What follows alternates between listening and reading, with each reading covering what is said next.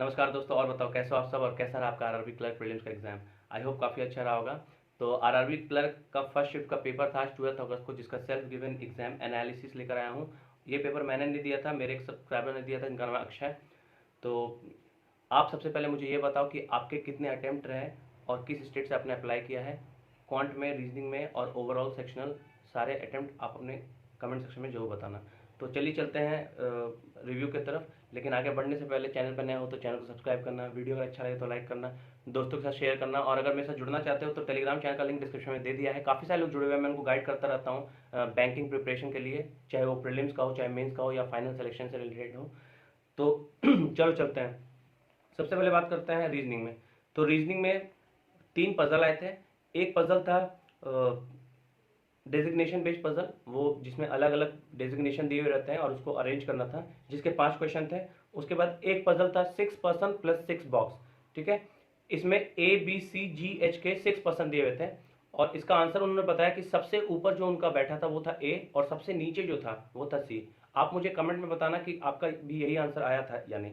उसके बाद एक बॉक्स का क्वेश्चन था, पजल था, 5 क्वेश्चन थे। उसके बाद अल्फा न्यूमेरिक सीरीज आया था जो कि थोड़ा टाइम कंज्यूमिंग था अकॉर्डिंग टू हिम। 5 क्वेश्चन उसके थे। उसके बाद 3 लेटर वर्ड वाले क्वेश्चन थे, जैसे अल्फाबेट में 3 वर्ड दिए, जैसे D C B K L M M N O, इस तरह से 3-3 वर्ड बंच में दिए रहते हैं। इसका 5 क्वेश्चन था। मीनिंगफुल वर्ड था एक, जिसमें उन्होंने आंसर बताया रेपो और rope, R E P O repo, R O P E rope, दो बन रहा था मीनिंगफुल वर्ड। आप मुझे कमेंट में बताना कि आपका भी सेम 2 बन रहा था या नहीं।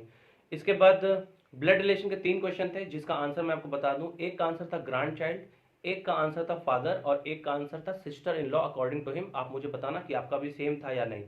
सीलॉक्स के 2 या 3 क्वेश्चन आए थे, 2 से 3 क्वेश्चन। इनइक्वालिटी के 3 क्वेश्चन थे।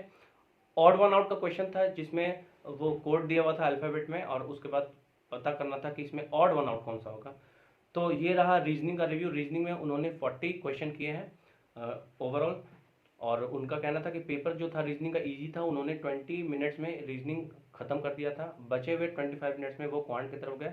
अब क्वांट में सिंप्लीफिकेशन आया था 13 से 14 क्वेश्चन, जो कि काफ़ी इजी लेवल का था। उसके बाद सीरीज आई थी मिसिंग, जिसके 5 क्वेश्चन थे और एक क्वेश्चन में उनको डाउट है। आप मुझे बताना कि ये क्वेश्चन था कि नहीं, और अगर था तो आपका क्या आंसर आया। 24 था, उसके बाद क्वेश्चन मार्क था, उसके बाद 33.25, देन 42.25, देन 42.5, ऐसे करके क्वेश्चन था और मिसिंग दी हुई थी। तो ये जो मिसिंग है इसमें आंसर क्या होगा ये उनको एग्जैक्ट पता नहीं चल पाया। उन्होंने बोला कि 29.75 आंसर उन्होंने लगाया है। आप मुझे बताना कि ये जो सीरीज है इसका आंसर क्या होगा।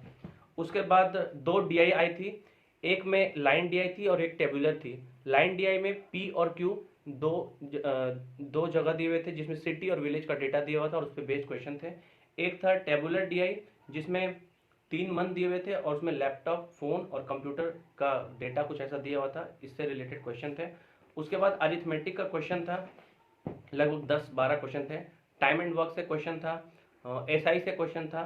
उसके बाद पार्टनरशिप का क्वेश्चन था, जिसका क्वेश्चन मतलब फाइनल जो क्वेश्चन पूछा गया था वो डिफरेंस बिटवीन ए एंड सी पूछा गया था और आंसर 3500 था। आप मुझे बताना आपका सेम आंसर था या नहीं। उसके बाद ट्रेन का क्वेश्चन था, मेंसुरेशन का क्वेश्चन था, जिसमें पूछा गया था एरिया ऑफ स्क्वायर, और एल जो था वो 4 आया था और एरिया ऑफ स्क्वायर जो है वो 16 आया था। उसके बाद एक क्वेश्चन टाइम एंड डिस्टेंस का था, जिसमें बोला गया था टोटल एवरेज डिस्टेंस, जिसमें उनका आंसर 40 आया था। तो ये रहा ओवरऑल रिव्यू। ओवरऑल पेपर का लेवल जो अगर मैं बात करूँ तो इजी था।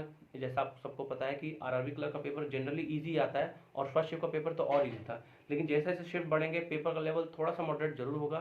तो टोटल अटेम्प्ट जो अक्षय के थे वो 40 इन रीजनिंग, 36 इन क्वांट। तो अगर मैं गुड अटेम्प्ट की बात करूँ तो 75 से 80 गुड अटेम्प्ट रहेगा।